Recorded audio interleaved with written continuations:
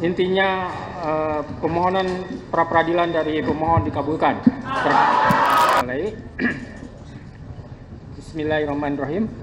Putusan nomor 10 Pidpra 2024 PN Bandung demi keadilan berdasarkan ketuhanan Yang Maha Esa. Pengadilan Negeri Kelas 1A Khusus Bandung yang mengadili perkara pra peradilan dalam tingkat pertama telah menjatuhkan putusan sebagai berikut dalam perkara antara Peggy Setiawan, lahir di Cirebon, umur 27 tahun, agama Islam, beralamat di Dusun 1, Blok Simaja, RT 04 RW 002, Desa Kepongpongan, Kecamatan Talun, Kabupaten Cirebon. Dalam hal ini diwakili oleh para kuasanya yaitu 1. Sugianti Iriani SH, 2. Adnan Miftahul Hayat SH, 3. Muhammad Imanullah SH MKN, 4. Melani SH MH, 5. Dr. Umi Maskana SH MHUM, 6. MN Insang Nasruddin SH, 7. KM Ibnu Sina Jainuddin SH MH, 8. Aprian Setiawan SHMH, 9. Rio Damas Putra SH, 10. Asep Muhyiddin SHMH, 11. Mukhtar Effendi SHMH, 12. Imelda Damesari SH CPL, 13. Rahim Syah Putra SH, 14. Gideon Manurung SH, 15. Oji Tantowi SH, 16. Sunan Bendung SH, 17. Adah Ati Suryati SH, 18. Marwan Iswandi SHMH, 19. Nicholas Johan Kili SHMH, 20. Nicholas Rapel Kili SH, 21. Agus Firman Panjaitan SH, dan 22. Jidin Siagian SHMH. Kesemuanya adalah advokat dan konsultan hukum yang tergabung pada kantor Law Office Sugianti Iriani SH dan rekan yang berkedudukan di Jalan Salam 12B, Blok Kapling, Kelurahan atau Desa Kepongpongan, Kecamatan Talun, Kabupaten Cirebon, Jawa Barat, berdasarkan surat kuasa khusus tertanggal 8 Juni 2024, selanjutnya disebut sebagai pemohon. Melawan Kepolisian Negara Republik Indonesia, CQ Kepala Kepolisian Daerah Jawa Barat, CQ Direktur Reserse Kriminal Umum Polda Jawa Barat, yang berkedudukan di Jalan Soekarno-Hatta nomor 748 Cimencrang, Kecamatan Gede Bage, Kota Bandung, Jawa Barat. Dalam hal ini diwakili oleh para kuasanya yaitu Kombes Polisi Nur Hadi Handayani SHMSI, AKBP Susi Bina Kurniati SHMH, AKBP Reni Marta Liana SHMM, 4. Pembina tingkat 1 Dr. Anang Usman SHMSI, AKBP Rudi Trihandoyo SEMH, Kompol Deni Muktamar Esos SH, AKP Muhammad Maryadi SH, AKP Aprijal Wahyudi Ahmad SIKMM, Penata tingkat 1 Ajat Sudrajat SH, AKP Anggi Eko Prasetyo STK SIK, Ibda Sumardi SHMH, Ibda Nopan Sarip Hidayat SH, Aibtu Heri Wibowo SH, Aibtu Roni Effendi Sembiring SH, dan Bribka Anwar Hadi SH. Kesemuanya dari bidang hukum Polda Jawa Barat dan penyidik Direktorat Reserse Kriminal Umum Polda Jabar yang beralamat di Jalan Soekarno-Hatta nomor 748 Bandung, serta penyidik Satreskrim Polres Cirebon Kota yang beralamat di Jalan Veteran nomor 5 Kota Cirebon, berdasarkan surat kuasa khusus bermaterai tertanggal 21 Juni 2024 dan surat perintah Kapolda Jawa Barat nomor Sprint 1653/6 Romawi HUK 2024 tertanggal 21 Juni 2024, selanjutnya disebut sebagai termohon. Pengadilan negeri tersebut setelah membaca penetapan Ketua Pengadilan Negeri Bandung nomor 10 Pidpra 2024 PN Bandung tertanggal 11 Juni 2024 tentang penunjukan hakim untuk mengadili perkara ini. Setelah membaca penetapan hakim tentang hari sidang, setelah membaca berkas perkara dan surat-surat yang berhubungan dengan perkara ini, setelah memeriksa bukti surat dan mendengarkan keterangan para saksi yang diajukan di persidangan. Tentang duduk perkara, menimbang bahwa pemohon melalui surat permohonannya tertanggal 11 Juni 2024 yang telah didaftarkan di Kepanitraan PN Bandung di bawah register perkara nomor 10 Pitpra 2024 PN Bandung telah mengajukan permohonan pra peradilan dengan alasan sebagai berikut. Permohonan dianggap dibacakan.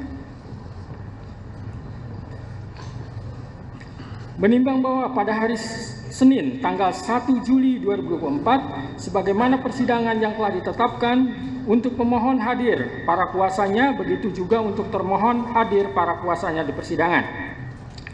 Menimbang bahwa terhadap permohonan pra peradilan yang diajukan oleh pemohon tersebut, termohon telah mengajukan jawabannya tertanggal 2 Juli 2024 sebagai berikut, dianggap dibacakan.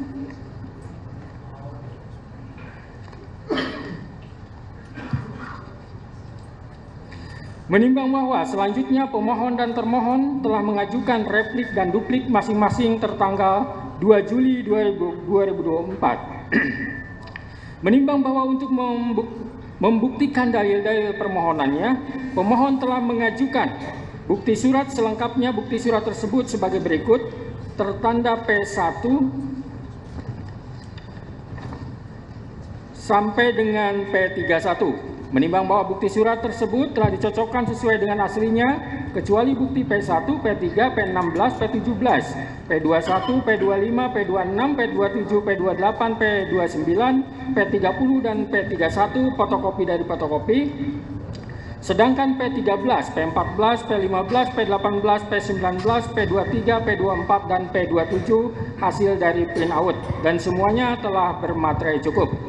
Menimbang bahwa di samping bukti surat tersebut, pemohon juga telah mengajukan 4 orang saksi yang telah memberikan keterangan di bawah sumpah, yaitu 1 saksi Dede Kurniawan, 2 saksi Agus Kurgunawan, 3 saksi Riana Yolantina, dan 4 saksi Suharsono. Menimbang bahwa pemohon juga telah mengajukan 1 orang ahli yang telah memberikan pendapatnya di bawah sumpah atau janji, yaitu ahli Profesor Dr. Suhandi Cahaya SH.MH MBA yang telah memberikan pendapat yang pada pokoknya sebagai berikut, juga dianggap dibacakan. Menimbang bahwa untuk membuktikan dalil-dalil sangkalannya, termohon telah mengajukan bukti surat selengkapnya. Bukti surat tersebut yaitu sebagai berikut, bukti surat T1 sampai dengan bukti surat T77. Menimbang bahwa bukti surat tersebut telah dicocokkan sesuai dengan aslinya, kecuali bukti surat T1, T15, T16, T17, T18, T32, T33, T45, T46, T47, T48, dan T75. Fotokopi dari fotokopi, dan semuanya telah bermaterai cukup. Menimbang bahwa termohon di dalam perkara pra peradilan akuo tidak mengajukan saksi, akan tetapi telah mengajukan 1 orang ahli, yaitu Profesor Dr. Agus Surono SHMH yang telah memberikan pendapat yang pada pokoknya sebagai berikut, dianggap dibacakan.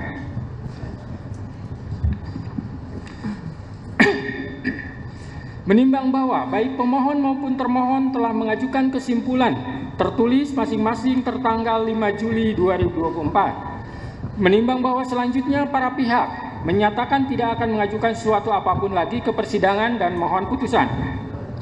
Menimbang bahwa untuk menyingkat uraian putusan ini, maka segala sesuatu yang tercatat di dalam berita acara persidangan dianggap telah termuat selengkapnya dan menjadi bagian yang tak terpisahkan dari putusan ini.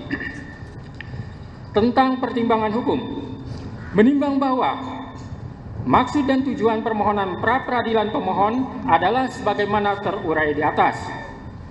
Menimbang bahwa pada pokoknya menurut pemohon, penetapan tersangka kepada pemohon berdasarkan surat ketetapan nomor S-90-5-1.24/2024 tanggal 21 Mei 2024 atas nama Peggy Setiawan beserta surat yang berkaitan lainnya dinyatakan tidak sah dan batal demi hukum. Karena termohon sebelumnya telah mengumumkan DPO pada tanggal 15 Mei 2024 jam 13.42 WIB yang diunggah melalui media hub.polri.go.id khusus untuk atas nama Peggy alias Peron, usia 22 tahun sampai 30 tahun, jenis kelamin laki-laki, keluarga negara Indonesia, tempat tinggal terakhir Desa Banjarwangunan, Kecamatan Mundu, Kabupaten Cirebon, dengan ciri-ciri khusus tinggi 160 cm, badan kecil, rambut keriting, kulit hitam, sebagaimana yang diumumkan oleh Polri, sangat jauh berbeda dengan ciri-ciri yang melekat pada diri Peggy Setiawan yang saat ini ditetapkan sebagai tersangka. Bahwa untuk dapat disebut seseorang DPO, maka mengacu pada pasal 17 angka 6 Perkap Kapolri nomor 6 tahun 2019 tentang manajemen penyidikan menyebutkan tersangka yang telah dipanggil untuk pemeriksaan guna penyidikan perkara dan tidak jelas keberadaannya dicatat di dalam daftar pencarian orang dan dibuatkan surat pencarian orang. Akan tetapi dalam fakta perkara akuo, pemohon tidak pernah dipanggil oleh termohon dalam perkara tersebut. Dan pemohon tidak pernah melarikan diri, terkecuali sebelumnya apabila pemohon telah dipanggil oleh termohon secara sah, kemudian ia mengabaikan atas panggilan tersebut. Maka hal tersebut layak dilakukan penetapan tersangka selama telah ditemukannya dua alat bukti tanpa kehadirannya in absentia. Menimbang bahwa selanjutnya menurut pemohon, prasa bukti permulaan yang cukup dan bukti yang cukup dalam pasal 1 angka 14 patut diduga, pasal 17 dan pasal 21 ayat 1 KUHP harus ditafsirkan sekurang-kurangnya minimal dua alat bukti, serta berlandaskan kepada pasal 184 KUHP, serta disertai pemeriksaan calon tersangkanya. Kecuali tindak pidana yang penetapannya tersangkanya dimungkinkan dilakukan tanpa kehadiran in absentia. Artinya sebelum Peggy Setiawan ditetapkan tersangka, maka termohon memiliki kewajiban untuk melakukan klarifikasi terlebih dahulu kepada pemohon. Menimbang bahwa dalil-dalil yang dikemukakan oleh pemohon dalam permohonan tersebut telah dibantah oleh termohon dengan surat jawaban tertanggal 2 Juli 2024 sebagaimana terurai di atas. Menimbang bahwa untuk membuktikan permohonannya, pemohon telah mengajukan bukti surat yang ditandai dengan bukti P1 sampai dengan P31 dan mengajukan 1 orang ahli serta 4 orang saksi.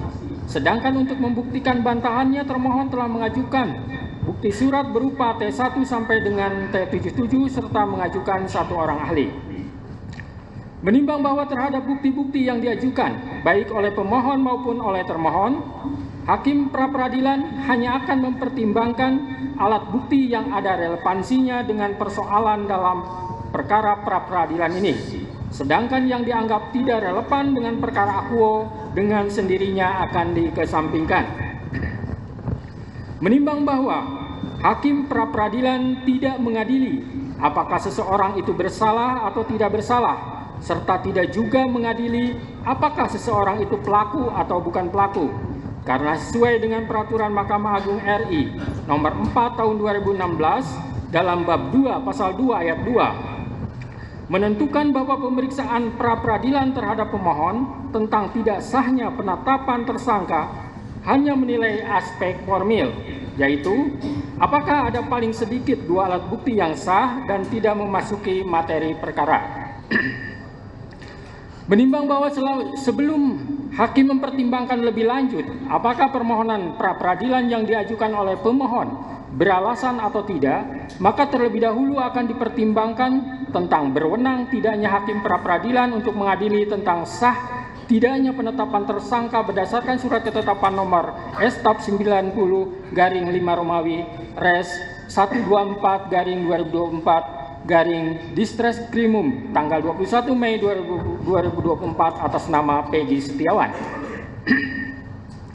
Menimbang bahwa lembaga pra-peradilan adalah merupakan lembaga yang bertujuan untuk mengawasi secara horizontal proses penegakan hukum yang dilakukan oleh penyidik dan penuntut umum. yaitu untuk menguji apakah penyidik atau penuntut umum dalam melaksanakan tugas dan wewenangnya dalam proses penyidikan atau penuntutan telah sesuai dengan ketentuan hukum dan undang-undang yang berlaku, di mana undang-undang telah menentukan secara limitatif kewenangan lembaga pra-peradilan sebagaimana diatur dalam pasal 77 huruf A KUHP, yaitu untuk memeriksa dan memutus a. sah atau tidaknya penangkapan, penahanan, penghentian penyidikan atau penghentian penuntutan. B. Ganti kerugian dan atau rehabilitasi bagi seorang yang perkara pidananya dihentikan pada tingkat penyidikan atau penuntutan. Menimbang bahwa apabila mengacu pada ketentuan pasal 77 KUHP, maka jelas pengujian sah tidaknya penggeledahan dan penyitaan tidak termasuk ke dalam kewenangan lembaga pra-peradilan, dan dalam praktek peradilan selama ini, hakim selalu berpedoman pada ketentuan pasal 77 KUHP untuk menentukan kewenangannya dalam memeriksa dan mengadili permohonan pra-peradilan tersebut. Menimbang bahwa akan tetapi setelah adanya putusan Mahkamah Konstitusi nomor 21/PUU 12 Romawi /2024 yang di dalam amar putusannya menyatakan Pasal 77 huruf A Undang-Undang Nomor 8 Tahun 1981 tentang KUHP tidak mempunyai kekuatan hukum mengikat sepanjang tidak dimaknai termasuk penetapan tersangka, penggeledahan dan penyitaan, yang berarti secara konstitusional telah diakui bahwa penetapan tersangka, penggeledahan dan penyitaan juga termasuk sebagai salah satu kewenangan lembaga pra-peradilan, di mana oleh karena putusan Mahkamah Konstitusi bersifat final dan binding, sehingga mengikat bagi siapapun juga, dan semenjak adanya putusan Mahkamah Konstitusi tersebut telah terdapat beberapa putusan pra-peradilan yang mengakui bahwa penetapan tersangka, penggeledahan dan penyitaan termasuk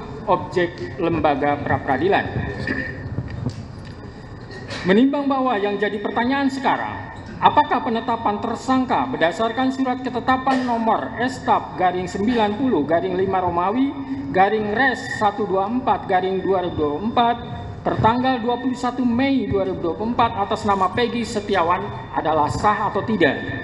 Menimbang bahwa sebelum hakim menjawab pertanyaan tersebut, terlebih dahulu hakim akan mempertimbangkan tentang keabsahan dari penetapan daftar pencarian orang DPO nomor 88/9 Romawi /2016 di Treskrim atas nama Peggy alias Peron yang ditandatangani di Bandung 15 September 2016 oleh R. Iman Rahari Janto Esa, Direktur Reserse Kriminal Umum Polda Jabar, dan berita acara pencarian orang yang ditandatangani oleh penyidik Direktorat Reserse Kriminal Umum Polda Jabar tanggal 15 September 2016, pide bukti P1 dan bukti T32, sebagaimana telah diunggah juga oleh termohon pada tanggal 15 Mei 2024 melalui mediahub.polri.go.id sebagai fakta notoir.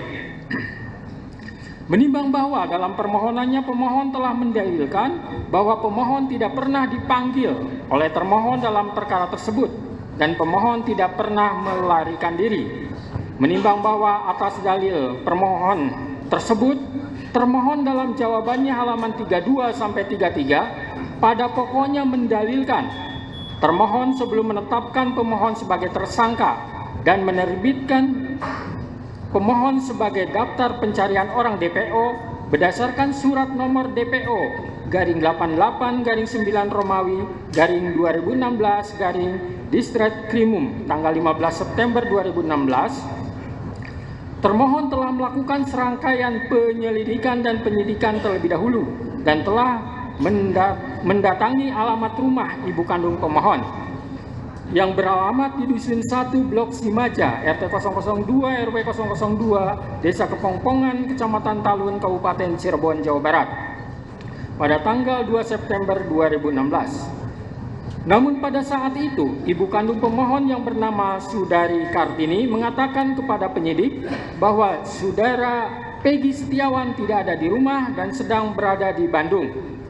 Tidak menyebutkan di mana alamat di Bandung tersebut. Atas dasar keterangan dari ibu kandung Saudara Peggy alias Peron tersebut, kemudian penyidik telah melakukan pencarian terhadap Saudara Peggy alias Peron yang dibuktikan dengan berita acara pencarian tersangka atas nama Peggy alias Peron pada tanggal 15 September 2016. Sehingga dengan demikian sangatlah tidak beralasan apabila pemohon masih mempermasalahkan tentang pemanggilan terhadap tersangka Peggy Setiawan alias Peron. Adapun dalam kasus-kasus tertentu, berdasarkan pertimbangan penyidik, seorang tersangka tidak mesti harus dilakukan pemanggilan terlebih dahulu. Menimbang bahwa terkait sah atau tidaknya penetapan DPO atas nama pemohon karena terjadi dalam rentang waktu antara tahun 2016 sampai dengan tahun 2024, maka hakim akan merujuk pada bukti P16 dan bukti P17 berupa Peraturan Kepala Kepolisian Negara Republik Indonesia Nomor 14 Tahun 2012 tentang Manajemen Penyidikan Tindak Pidana dan Peraturan Kepala Kepolisian Negara Republik Indonesia Nomor 6 Tahun 2019 tentang Penyidikan Tindak Pidana.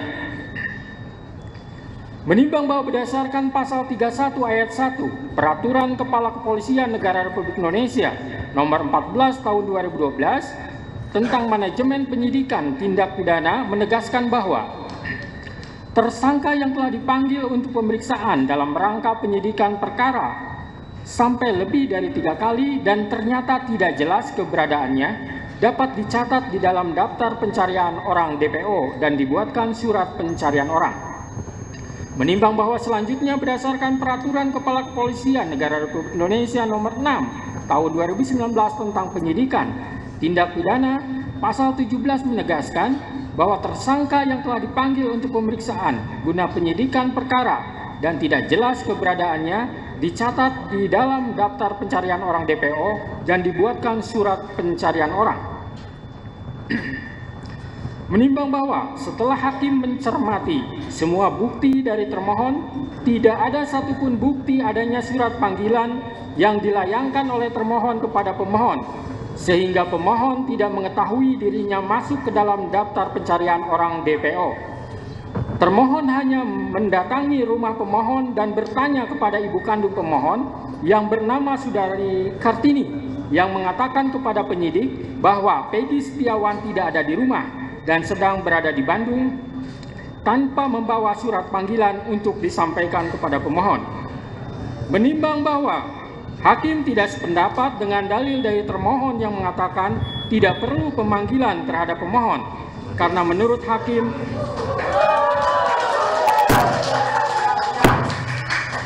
jangan ditanggapi dulu ya sebelum selesai baca putusan. Saya lanjutkan. Menimbang bahwa hakim tidak sependapat dengan dalil dari termohon yang mengatakan tidak perlu pemanggilan terhadap pemohon, karena menurut hakim pemohon dan keluarganya berhak mengetahui bahwa dirinya masuk ke dalam daftar pencarian orang DPO. Guna pembelaan diri, terlebih lagi kewajiban harus adanya pemanggilan tersebut secara nyata dan tegas telah diatur dalam Peraturan Kepala Kepolisian Negara Republik Indonesia Nomor 14 Tahun 2012 tentang Manajemen Penyidikan Tindak Pidana dan Peraturan Kepala Kepolisian Negara Republik Indonesia Nomor 6 Tahun 2019 tentang Penyidikan Tindak Pidana. Sehingga dengan demikian, menurut hakim penetapan DPO atas nama pemohon yang terjadi dalam rentang waktu antara tahun 2016 sampai tahun 2024 tidak sah menurut hukum.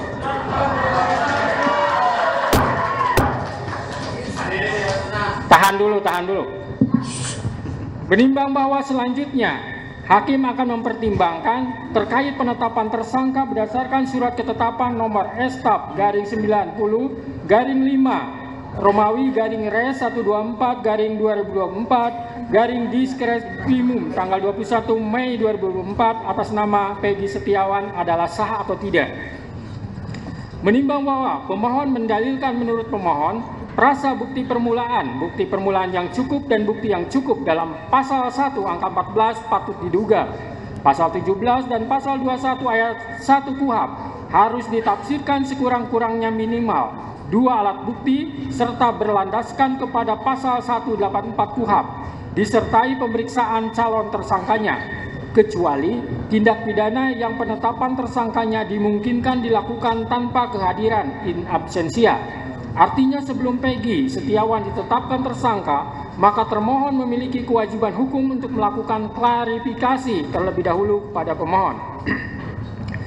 Menimbang bahwa terkait dalil termohon dalam jawabannya pada halaman 27 sampai 28 yang pada pokoknya menegaskan bahwa penetapan tersangka yang dilakukan oleh termohon sudah memenuhi syarat-syarat sebagaimana dimaksud dalam A. Pasal 1 angka 14 Undang-Undang Nomor 8 Tahun 1981 tentang hukum acara pidana menyebutkan bahwa tersangka adalah seseorang yang karena perbuatannya atau keadaannya berdasarkan bukti permulaan patut diduga sebagai pelaku tindak pidana.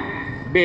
Putusan Mahkamah Konstitusi Republik Indonesia Nomor 21/PUU 12 Romawi garing 2014 tertanggal 16 Maret 2015 yang dalam amar putusannya menyatakan prasa bukti permulaan yang cukup dan bukti yang cukup sebagaimana ditentukan dalam pasal 1 angka 14, pasal 17 dan pasal 21 ayat 1 Undang-Undang Nomor 8 Tahun 1981 tentang hukum acara pidana Lembaran Negara Republik Indonesia tahun 1981 nomor 76 tambahan Lembar Negara RI nomor 3209 tidak mempunyai kekuatan hukum mengikat sepanjang tidak dimaknai bahwa bukti permulaan yang cukup dan bukti yang cukup adalah minimal 2 alat bukti yang termuat dalam pasal 184 Undang-Undang Nomor 8 Tahun 1981 tentang hukum acara pidana.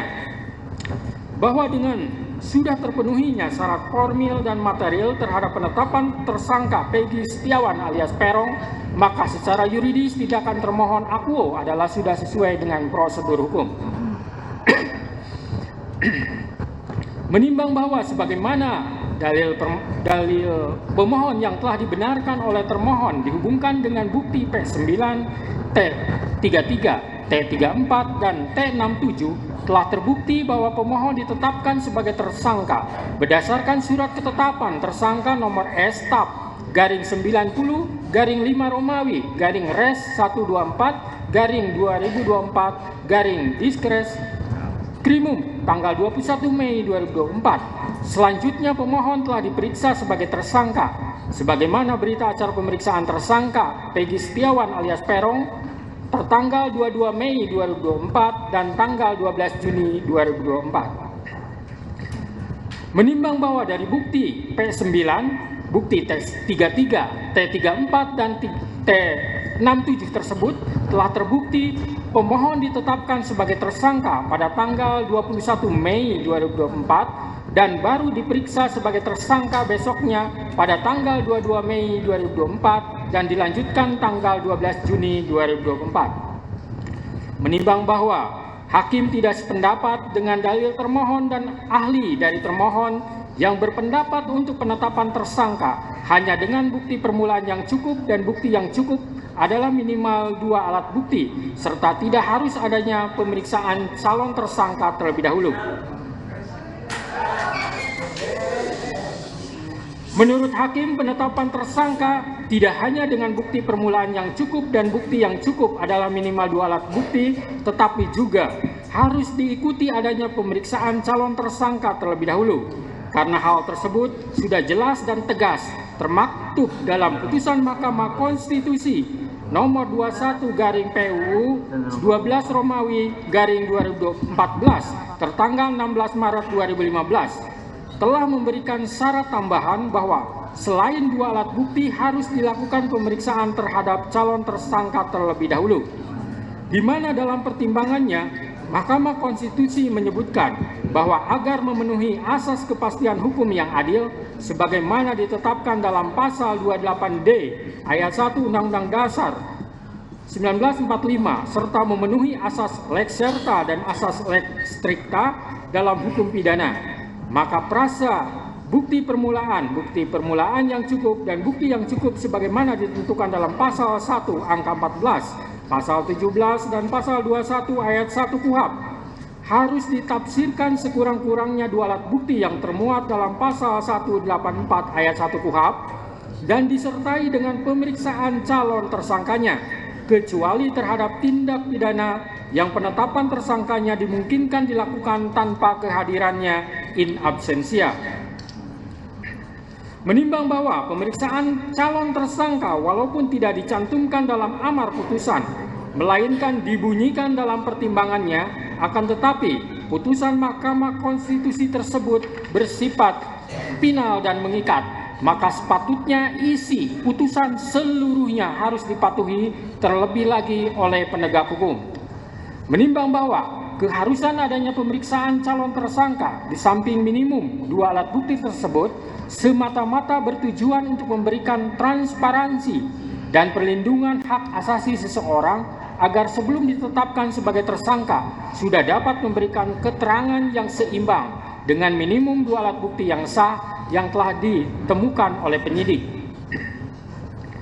Menimbang bahwa oleh karena sebagaimana fakta di persidangan tidak ditemukan bukti satupun yang menunjukkan bahwa pemohon dalam penyidikan yang dilakukan oleh termohon pernah dilakukan pemeriksaan sebagai calon tersangka sebelum ditetapkan sebagai tersangka oleh termohon, maka menurut hakim penetapan tersangka atas pemohon haruslah dinyatakan tidak sah dan dinyatakan batal demi hukum.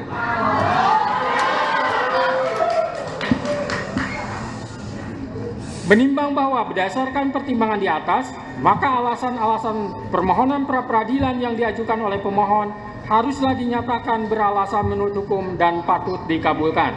Menimbang bahwa oleh karena penetapan pemohon sebagai tersangka didasarkan pada penyidikan yang tidak sah, maka seluruh tindakan termohon terhadap pemohon menjadi tidak sah.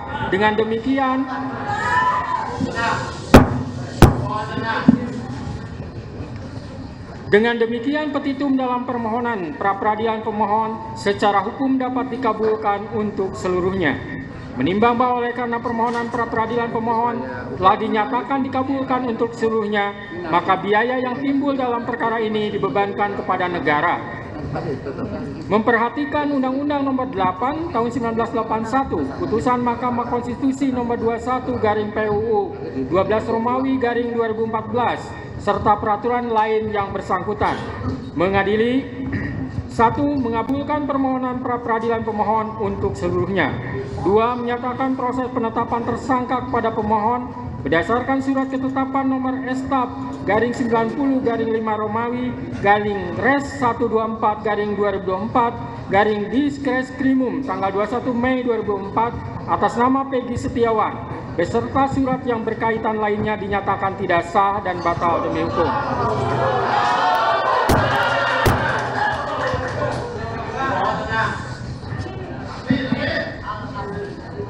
3. Menyatakan tindakan termohon menetapkan pemohon sebagai tersangka dugaan tindak pidana perlindungan anak dan atau pembunuhan berencana dan atau pembunuhan sebagaimana dimaksud dalam pasal 80 ayat 1 Junto pasal 81 ayat 1 Undang-Undang RI Nomor 35 Tahun 2014 tentang perubahan atas Undang-Undang RI Nomor 23 Tahun 2022 tentang perlindungan anak dan atau pasal 340 dan pasal 338 Junto pasal 55 ayat 1 KUHP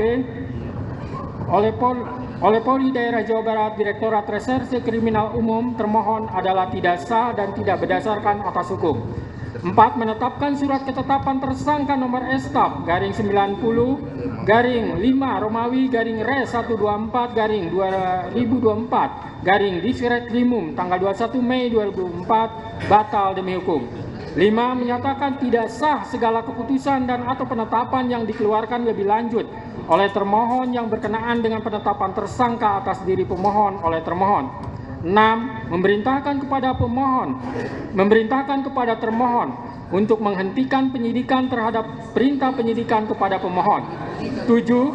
Memerintahkan kepada termohon untuk melepaskan pemohon dari tahanan.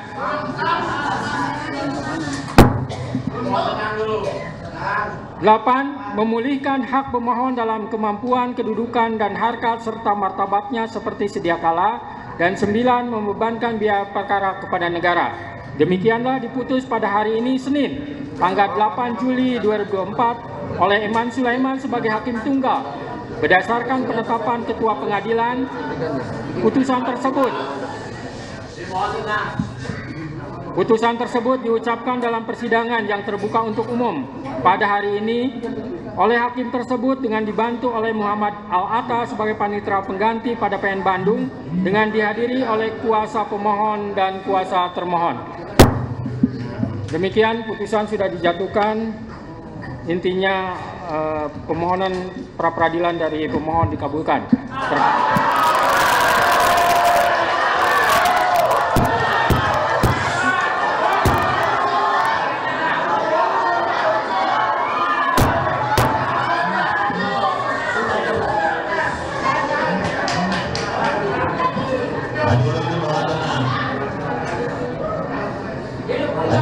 Baik ya.